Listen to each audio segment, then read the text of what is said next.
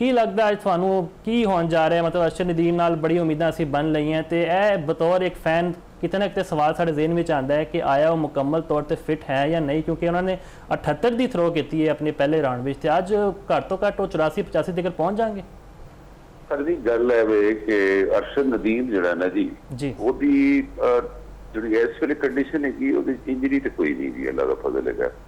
ਕੋਈ ਇੰਜਰੀ ਨਹੀਂ। ਕਿਉਂਕਿ ਮੈਨੂੰ ਯਾਦ ਹੈ ਮੈਂ ਓਲੰਪਿਕ ਜਿਹੜੀ ਟੋਕੀਓ ਓਲੰਪਿਕ ਸੀ ਉਹਦੇ ਨਾਲ ਸਾਂ, ਉਦੋਂ ਇਹਦੀ ਕੋਹਣੀ ਦਾ ਪ੍ਰੋਬਲਮ ਸੀ ਔਰ ਜਿਸ ਲਈ ਅਸੀਂ ਕਾਮਨਵੈਲਥ ਲਈ ਫਾਈਟ ਕੀਤਾ ਉਦੋਂ ਵੀ ਮੈਂ ਨਾਲ ਹੀ ਸੀ। ਉਦੋਂ ਇਹਦੀ ਕੋਹਣੀ ਤੇ ਗੋਡੇ ਦੋਵਾਂ ਦਾ ਮਸਲਾ ਸੀ ਜੀ। ਉਸ ਇੰਜਰੀ ਦੇ ਬਾਵਜੂਦ ਇਹਨੇ ਬਹੁਤ ਅੱਛੀ ਪਰਫਾਰਮੈਂਸ ਦਿੱਤੀ ਸੀ ਜੀ। ਹੁਣ ਇਸ ਵੇਲੇ ਜੋ ਫਿਟਨੈਸ ਲੈਵਲ ਹੈ ਉਹ ਥੋੜਾ ਜਿਹਾ ਦੇਖੇ ਦੀ ਗੱਲ ਹੈ ਕਿ ਫਿਟਨੈਸ ਲੈਵਲ ਇੱਕ ਤੇ ਪਲੇਅਰ ਨੂੰ ਆਪ ਪਤਾ ਹੁੰਦਾ ਕਿ ਮੈਂ ਕਿਸ ਲੈਵਲ ਤੇ ਹੈਗਾ। ਦੂਸਰਾ ਇਮੀਡੀਏਟ ਜਿਹੜੇ ਕੋਚ ਹੈਗੇ ਨੇ ਉਹ ਵੀ ਅੰਦਾਜ਼ਾ ਕਰ ਲੈਂਦੇ ਨੇ ਕਿ ਸਾਡਾ ਪਲੇਅਰ ਕਿੰਨਾ ਫਿਟ ਹੈ। ਪਲੱਸ ਇਹ ਵੀ ਹੈ ਕਿ ਤੁਸੀਂ ਦੇਖਿਆ ਹੋਣਾ ਨੀਰਜ ਚੋਪੜਾ ਦੀ ਵੀ ਪਰਫਾਰਮੈਂਸ ਉਸ ਤਰ੍ਹਾਂ ਨਹੀਂ ਹੈ, ਥੋੜੀ ਜਿਹੀ ਥੱਲੇ ਆ ਗਈ ਹੈ, ਇਹਦੀ ਵੀ ਥੋੜੀ ਥੱਲੇ ਗਈ ਹੈ। ਤੇ ਮੇਰਾ ਖਿਆਲ ਹੈ ਕਿਉਂਕਿ ਇੱਕੋ ਹੀ ਥਰੋ ਛੁੱਟੀ ਹੈ ਨੇ ਔਰ ਪਹਿਲੀ ਥਰੋ ਜਿਹੜੀ ਹੈ ਉਹਦੇ ਚ ਬਹੁਤ ਜ਼ਿਆਦਾ ਪਲੇਅਰ ਜ਼ੋਰ ਨਹੀਂ ਲਾਉਂਦੇ ਔਰ ਕੋਸ਼ਿਸ਼ ਕਰਦੇ ਨੇ ਕਿ ਕਿਸੇ ਤਰ੍ਹਾਂ ਕੁਆਲੀਫਾਈ ਕਰ ਜਾਈਏ। ਬਾਕੀ ਇਸ ਸੀਜ਼ਨ ਦੇ ਚ ਇਹਦੀ 78-79 ਤੋਂ ਉੱਤੇ ਹਾਲੇ ਤੱਕ ਕੋਈ ਥਰੋ ਨਹੀਂ ਆਈ, 80 ਤੋਂ ਉੱਤੇ ਨਹੀਂ ਆਈ ਜੀ। ਉਹ ਥੋੜਾ ਜਿਹਾ ਬੜੀ ਸਾਈਨ ਹੈਗਾ ਕਿ ਇਸ ਸੀਜ਼ਨ ਵਿੱਚ ਆਣੀ ਚਾਹੀਦੀ ਸੀ ਕੋਈ ਨਾ ਕੋਈ ਇਹਦੀ।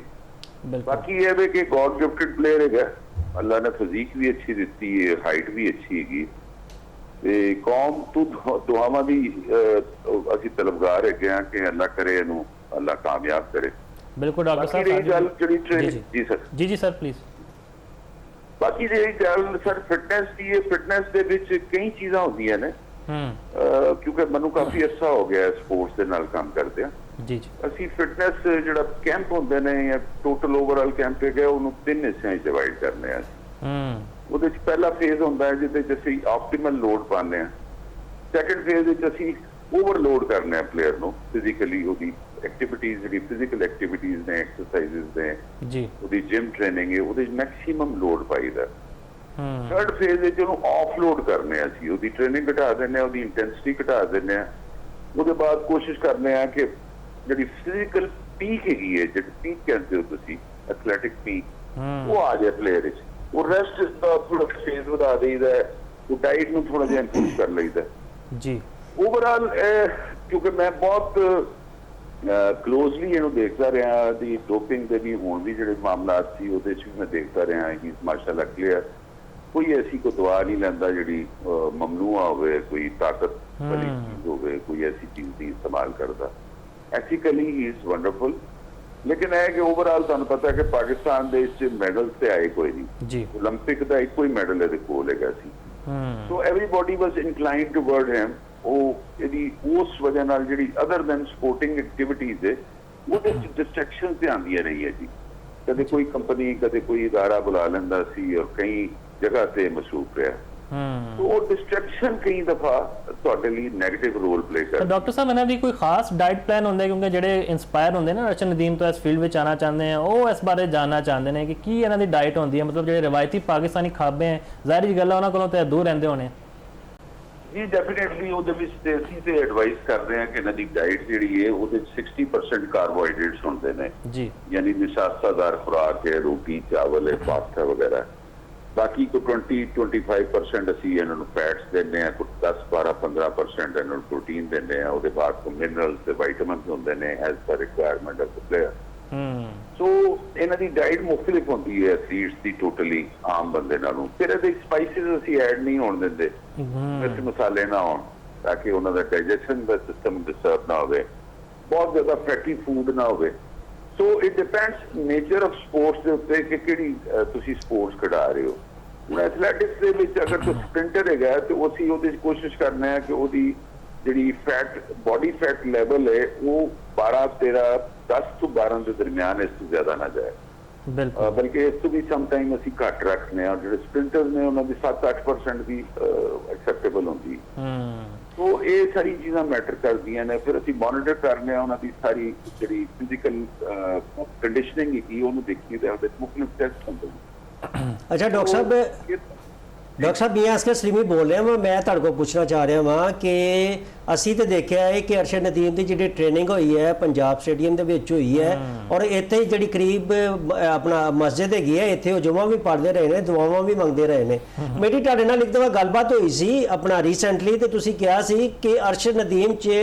ਅਹਲੀਅਤ ਸਲਾਹੀਅਤ ਹੈਗੀ ਹੈ ਕਿ 100 ਮੀਟਰ ਤੱਕ ਵੀ ਜਿਹੜੀ ਹੈਗੀ ਨਾ ਥਰੋ ਸੁੱਟ ਸਕਦਾ ਹੈਗਾ ਲੇਕਿਨ ਉਹ ਥਰੋ ਜਿਹੜੀ ਹੈਗੀ ਨਾ ਉੱਤੇ ਜਾਣ ਦੇ ਬਜਾਏ ਥੱਲੇ ਆ ਗਈ 78 ਤੱਕ ਰਹਿ ਗਈ ਹੈਗੀ ਹੈ ਤੁਸੀਂ ਕੀ ਸਮਝਦੇ ਜੇ ਕਿ ਅਰਸ਼ਦ ਨਦੀਮ 'ਚ ਇੰਨੀ ਇਸ ਵਕਤ ਅਹਲੀਅਤ ਹੈਗੀ ਹੈ ਕਿ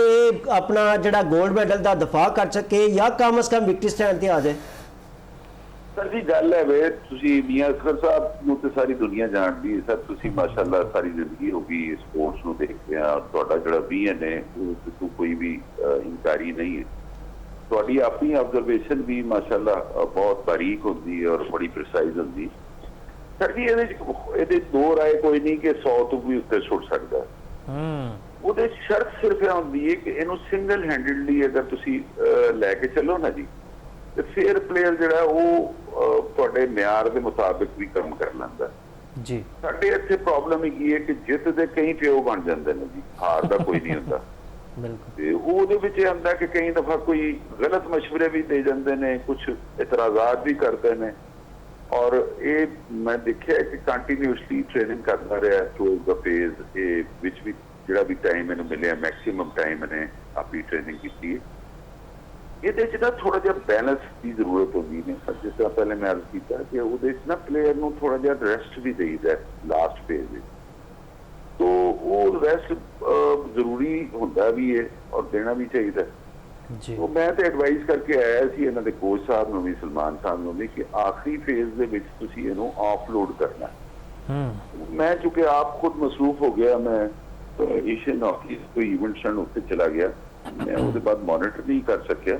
ਜੀ ਲੇਕਿਨ ਇਹ ਕਿ ਓਵਰਆਲ ਜਿਹੜੀ ਟ੍ਰੇਨਿੰਗ ਹੈ ਉਹਦੇ ਤੇ ਕੋਈ ਕਮੀ ਨਹੀਂ ਹੈ ਉਹ ਤੇ ਚੱਲਦੀ ਪਈ ਹੈ ਸਰ ਜੀ ਬਰਨ ਆਊਟ ਵੀ ਹੋ ਜਾਂਦਾ ਪੇਸ਼ੈਂਟ ਪਲੇਅਰ ਕਿ ਟਰਮ ਹੈਗੀ ਸਾਡੀ ਟਰਮੀਨੋਲੋਜੀ ਕਿ ਬਰਨ ਆਊਟ ਹੋ ਜਾਣਾ ਉਹਦੇ 'ਚ ਹੁੰਦਾ ਕਿ ਫਿਜ਼ੀਕਲੀ ਔਰ ਸਾਈਕੋਲੋਜੀਕਲੀ ਉਹ ਬੰਦਾ ਨਾ ਇੱਕਦਮ ਉਹਨਾਂ ਇਨਹਮਾਸ ਦੇ ਨਾਲ ਜਾਂ ਉਹਨੇ ਜੁਸਤਜੂ ਦੇ ਨਾਲ ਜਾਂ ਉਨੀ ਗਹਿਰਾਈ ਦੇ ਨਾਲ ਉਸ ਤਰ੍ਹਾਂ ਟ੍ਰੇਨਿੰਗ ਨਹੀਂ ਕਰ ਸਕਦਾ ਸੋ ਉਹਨੂੰ ਗੈਪ ਦੇਈਦਾ ਵਿੱਚ ਗੈਪ ਦੇਈਦਾ ਅਸੀਂ ਫਿਰ ਸਮ ਟਾਈਮ ਇਹ ਹੁੰਦਾ ਕਿ ਅਸੀਂ ਜਿਹੜੀ ਖਾਸ ਤੌਰ ਤੇ ਐਂਡਿਓਰੈਂਸ ਵਾਲੀਆਂ ਗੇਮਾਂ ਹੈਗੀਆਂ ਨੇ ਉਹਦੇ ਵਿੱਚ ਇਹਨਾਂ ਨੂੰ ਪਹਾੜੀ ਇਲਾਕੇ ਵਿੱਚ ਲੈ ਜਾਂਦੇ ਆ ਜਿੱਥੇ ਆਕਸੀਜਨ ਦੀ ਜਿਹੜਾ ਕਮੀ ਹੁੰਦੀ ਤੇ ਉੱਥੇ ਹੀਮੋਗਲੋਬਿਨ ਪ੍ਰੋਡਕਸ਼ਨ ਅੱਲਾ ਵੱਲੋਂ ਹੀ ਵੱਧ ਜਾਂਦੀ ਉਹਦੇ ਨਾਲ ਸਟੈਮਿਨਾ ਵੀ ਵੱਧ ਜਾਂਦਾ ਸੋ ਇਹਦੀ ਟ੍ਰੇਨਿੰਗ ਤੇ ਠੀਕ ਹੋਈ ਹੈ so far as my knowledge is concern ਲੇਕਿਨ ਇਹ ਕਿ ਓਵਰਆਲ ਥੋੜਾ ਜਿਹਾ ਮੈਨੂੰ ਲੱਗਦਾ ਕਿ ਥੋੜੀ ਜਿਹੀ ਗੁੰਜਾਇਸ਼ ਹੋਰ ਹੈ ਹੋਰ ਬਿਹਤਰੀ ਹੋ ਸਕਦੀ ਸੀ ਅਗਰ ਥੋੜਾ ਜਿਹਾ ਹੋਰ ਇਹਨੂੰ ਵਿੱਚ ਗੈਪ ਦੇ ਵਿੱਚ ਥੋੜਾ ਬਿਲਕੁਲ ਡਾਕਟਰ ਸਾਹਿਬ ਤੁਸੀਂ ਸਹੀ ਗੱਲਾਂ ਆਖੀਆਂ ਤੇ ਅਸੀਂ ਵੀ ਉਮੀਦ ਕਰਦੇ ਹਾਂ ਕਿ ਅੱਜ ਇੱਕ ਵਾਰੀ ਫਿਰ ਅਰਸ਼ਦ ਨਦੀਮ ਸਾਡਾ ਜਿਹੜਾ ਹੈ ਨਾ ਸਰ ਫਖਰ ਤੋਂ ਬੁਲੰਦ ਕਰਨ ਬਹੁਤ ਸਾਰੀਆਂ ਦੁਆਵਾਂ ਉਹਨਾਂ ਵਾਸਤੇ ਤੇ ਅਸੀਂ ਤੁਹਾਡੇ ਵੀ ਬੜੇ ਮਸ਼ਕੂਰ ਹਾਂ ਤੁਸੀਂ ਆਪਣਾ ਕੀਮਤੀ ਵਕਤ ਇੱਕ ਵਾਰੀ ਸਾਨੂੰ ਫਿਰ ਦਿੱਤਾ ਹੈ ਬਹੁਤ ਬਹੁਤ ਸ਼ੁਕਰੀਆ ਜੀ ਤੁਹਾਡੇ ਵਕਤ ਦਾ ਇੱਥੇ ਫਿਲਹਾਲ ਇੱਕ ਬ੍ਰੇਕ ਲੈਂਦੇ ਹਾਂ ਬੜੀ ਮਿਹਰਬਾਨੀ ਤੁਹਾਡਾ ਵੀ ਤੇ ਮੀਆਂ ਸਲੀਮੀ ਸਾਹਿਬ ਦਾ ਵੀ ਥੈਂਕ ਯੂ ਸਰ ਮੀਆਂ ਅਸਗਰ ਸਾਹਿਬ ਦਾ ਬਹੁਤ ਸ਼ੁਕਰੀਆ ਐਕਸਪ੍ਰੈਸ ਦਾ ਖਾਸ ਤੌਰ ਤੇ ਸ਼ੁਕਰੀਆ thank you sir thank you